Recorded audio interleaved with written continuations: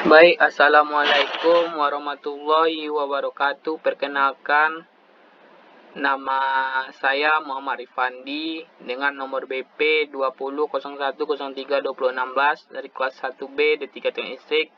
Mentor saya adalah Bang Hamdi Marius.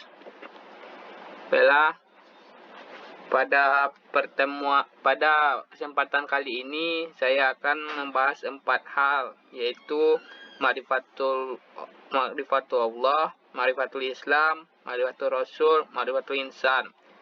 Yang pertama adalah Ma'rifatullah. 1. Makna Ma'rifatullah. Ma'rifatullah berasal dari kata ma'rifah dan Allah. Ma'rifah artinya mengetahui atau mengenal. Mengenal Allah bukan melalui zat Allah, tetapi mengenalnya lewat tanda-tanda kebesarannya atau ayat-ayatnya. Yang kedua, pentingnya mengenal Allah. Seorang yang mengenal Allah pasti akan tahu tujuan hidupnya. Tujuan mengapa ia diciptakan dan tidak tertipu oleh dunia. Sebaliknya, orang yang tidak mengenal Allah akan menjalani hidupnya untuk dunia saja. Ma'rifatullah merupakan ilmu yang tertinggi yang harus dipahami manusia. Hakikat ilmu adalah memberikan keyakinan kepada yang mendalaminya. Ma'rifatullah adalah ilmu yang tertinggi, sebab jika dipahami akan memberikan keyakinan mendalam. Memahami ma'rifatullah juga akan mengeluarkan manusia dari kegelapan kebodohan kepada cahaya hidayah yang terang. 3. Pentingnya berilmu dengan ma'rifatullah. Berilmu dengan ma'rifatullah sangat penting karena yang pertama, berhubungan dengan subjeknya, yaitu Allah. Yang kedua, berhubungan dengan manfaat yang diperoleh, yaitu meningkatkan keimanan dan ketakwaan yang dengannya akan diperoleh keberuntungan dan kemenangan. Yang keempat, hal-hal yang menghalangi ma'rifatullah. Yang pertama adalah kesombongan, yang kedua adalah zalim, yang ketiga adalah bersandar pada panca indera, yang keempat adalah dusta, yang kelima adalah membatalkan janji dengan Allah, yang keenam adalah lalai, yang terakhir adalah ragu-ragu.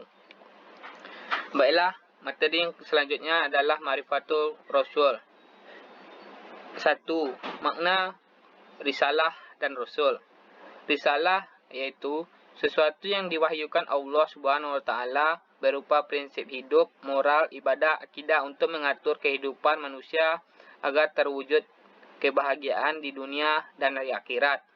Rasul yaitu seorang laki-laki yang diberi wahyu oleh Allah Subhanahu wa taala yang berkewajiban untuk melaksanakannya dan diperintahkan untuk menyampaikannya kepada manusia. 2. Pentingnya iman kepada Rasul. Iman kepada Rasul adalah salah satu rukun iman. Seseorang tidak dianggap muslim dan mukmin kecuali ia beriman bahwa Allah mengutus para rasul yang menyampaikan hakikat yang sebenarnya dari agama Islam, yaitu tauhidillah. Juga tidak dianggap beriman atau muslim kecuali ia beriman kepada seluruh rasul dan tidak membedakan antara satu dengan yang lainnya. Yang ketiga, tugas para rasul. 1. Menyampaikan atau takbligh. 2. Mendidik dan membimbing. 4. Sifat-sifat para rasul. Yang pertama adalah mereka adalah manusia. Yang kedua, maksum, yaitu terjaga dari kesalahan. Yang ketiga, sebagai suri tauladan. Materi selanjutnya adalah Ma'rifatul Islam. 1. Pengertian Islam.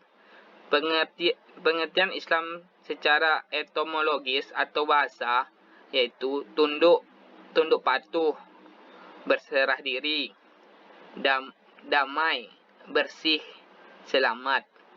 Secara terminologis atau istilah yaitu aturan ilahi yang diberikan kepada manusia yang berakal sehat untuk kebahagiaan hidup mereka di dunia maupun di akhirat. 2. Ajaran-ajaran Islam. Ajaran Islam yang pertama sesuai fitrah manusia. Yang kedua, kepentingan seluruh manusia. Yang ketiga, rahmat seluruh alam. 4, untuk meningkatkan kualitas hidup manusia. 5, sangat sempurna. Materi selanjutnya ialah ma'rifatul insan. 1, pengertian. Manusia adalah makhluk Allah yang diciptakan dari tanah kering yang hina, namun Allah memberikan potensi kepada manusia, yaitu potensi akal, pendengaran, penglihatan, dan hati. Hal itulah yang membedakan manusia dengan binatang. 2, sifat-sifat manusia. Yang pertama, manusia mempunyai sifat berkeluh kesah lagi kikir. Kedua, manusia bersifat doif dan lemah. Yang ketiga, manusia bersifat kabad atau susah payah.